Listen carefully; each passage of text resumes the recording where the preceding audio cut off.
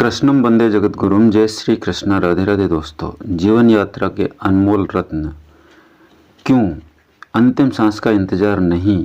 क्योंकि अंतिम समय पर आप स्वयं नहीं कर सकते, कोई दूसरा ही करेगा।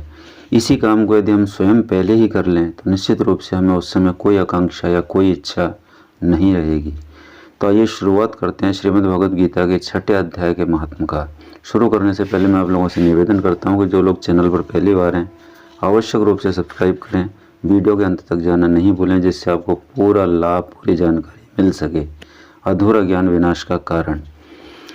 आइए शुरुआत करते हैं। श्री भगवान कहते हैं, सुमुखी अब मैं 6ठे अध्याय का महत्व बतलाता हूँ, जिसे सुनने वाले मनुष्यों के लिए मुक्ति तुरंत हाथ लग जाती है। गोदावरी नदी के तट पर प्रतिष्ठानपुर नामक एक विशाल नगर है, जहाँ मैं पिपलेश के नाम से विख्यात होकर रहता हूँ। उस नगर में जानश्रुति नामक एक राजा रहते थे, जो भूमंडल की प्रजा को अत्यंत प्रिय थे। उनका प्रताप मार्तंड मंडल के प्रचंड तेज के समान जान पड़ता था। प्रतिदिन होने वाले उनके यज्ञ के धुएं से नंदन वन के कल वृक्ष इस प्रकार काले पड़ गए थे, मानो राजा की असाधारण दानशीलता देखकर वे लज्जित हो गए हों।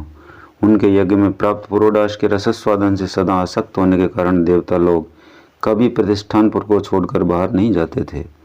उनके दान के समय छोड़े हुए जल की धारा प्रताप रूपी तेज और यज्ञ के धुओं से पुष्ट होकर मेघ ठीक समय पर वर्षा करते थे। उस राजा के शासनकाल में खेती से संबंधित कोई समस्या नहीं थी। अच्छी नीतियों का सर्वत्र प्रसार होता था। वे बावली कुएं और पोखरें खुदवाने के बहाने मानो प्रतिदिन पृथ्वी के भीतर की निधियों का अवलोकन करते थे। एक समय राजा के दान, तप, यज्ञ और प्रजापालन से संतुष्ट होकर स्वर्ग के देवता उन्हें वर देने के लिए आए। वे कमल नाभ के समान उज्ज्वल अंशों का रूप धारण कर अपनी पांखें हिलाते हुए आकाश मार्ग से चलने लगे।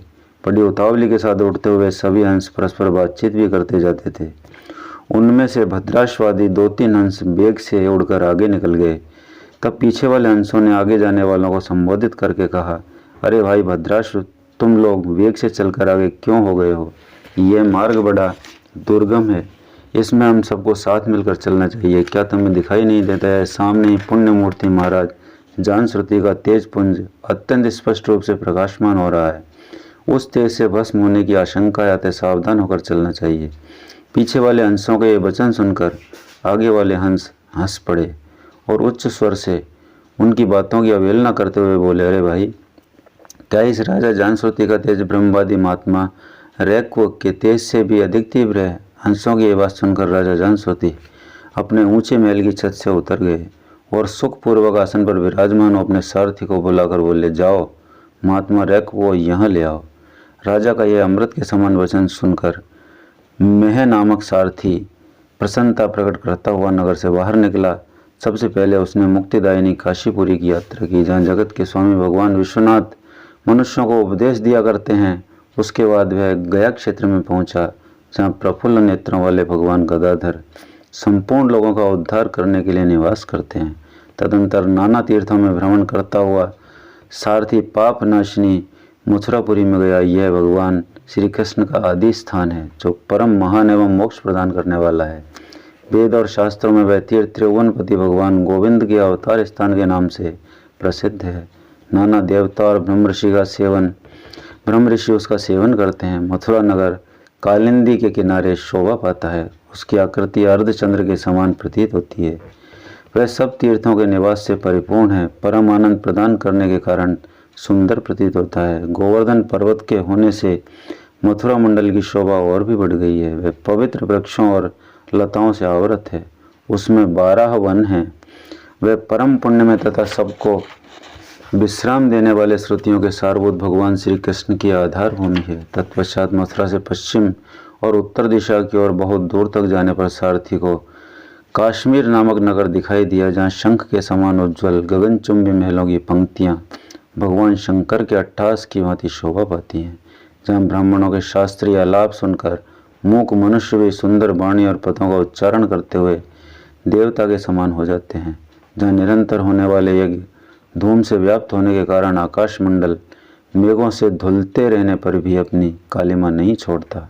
जहाँ उपाध्याय के पास आकर छात्र जन्मकालीन अभ्यास से ही संपूर्ण कलाएं स्वतः पढ़ लेते हैं, तथा जहाँ मणिकेश्वर नाम से प्रसिद्ध भगवान चंद्रशेखर देहधारियों को वरदान देने के लिए नित्य निवास करते हैं।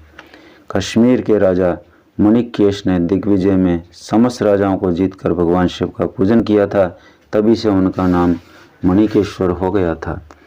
उन्हीं के मंदिर के दरवाजे पर महात्मा रैक एक छोटी सी गाड़ी पर बैठे अपने अंगों को फुसलाते हुए वृक्ष की छाया का सेवन कर रहे थे। इसी अवस्था में सारथी ने उन्हें देखा।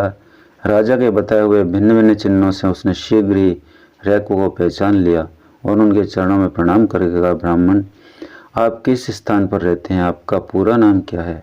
आप तो सदा स्वच्छंद विचरने वाले हैं, फिर यहाँ किस लिए ठहरे हुए हैं?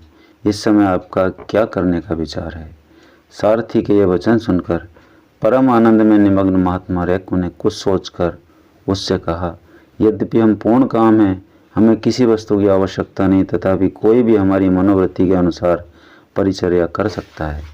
रैको के हार्दिक अभिप्राय को आदरपूर्वक ग्रहण करके सारथी धीरे से राजा के पास चल दिया। वहां पहुंचकर राजा को प्रणाम करके उसने हाथ जोड़ सारा समाचार निवेदन किया। उस समय स्वामी के दर्शन से उसके मन में बड़ी प्रसन्नता थी। सारथी के वचन सुनकर राजा के नेत्र आश्चर्य से चकित हो उठे। उनके हृदय में रैको का सत्कार करने की श्रद्धा जागृत हुई। उन्होंने 2 खच्चरियों से जुती हुई एक गाड़ी लेकर यात्रा की, साथ ही मोती के हार, अच्छे अच्छे वस्त्र और 1 सहस्त्र गौएं भी ली। काश्मीर मंडल में महात्मा रैको जहाँ रहते थे, उस स्थान पर पहुंचकर राजा ने सारी वस्तुएं उनके आगे निवेदन कर दी और पृथ्वी पर पड़कर साष्टांग प्रणाम किया। महात्मा रैको अत्यंत भक्ति के साथ चरणों में पड़े हुए राजा जान श्रुति पर कुपित हो उठे और बोले, रे शूद्र, तो दुष्ट राजा है, क्या तू मेरा वृत्तांत नहीं जानता? यह खच्चरियों से जुती हुई अपनी ऊंची गाड़ी ले जा, ये वस्त्र, ये मोतियों के हार और ये दूध देने वाली गौएं भी स्वयं ही ले जा।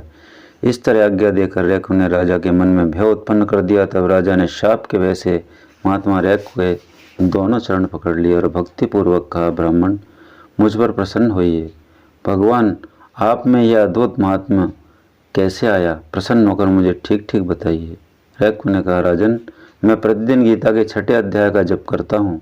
इसी से मेरी तेज राशि देवताओं के लिए भी दुस्सह है। तदंतर परम बुद्धिमान राजा जानश्रुति ने यत्नपूर्वक महात्मा रैको से गीता के 6ठे अध्याय का अभ्यास किया।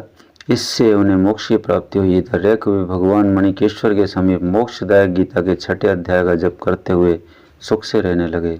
हंस का रूप धारण करके वरदान देने के लिए आए हुए देवता भी विस्मित होकर स्वेच्छानुसार चले गए। जो मनुष्य सदा इस एक ही अध्याय का जप करता है, वह भी भगवान विष्णु के ही स्वरूप को प्राप्त होता है, इसमें तनिक भी संदेह नहीं है। श्री कृष्ण गोविंद हरे मुरारे।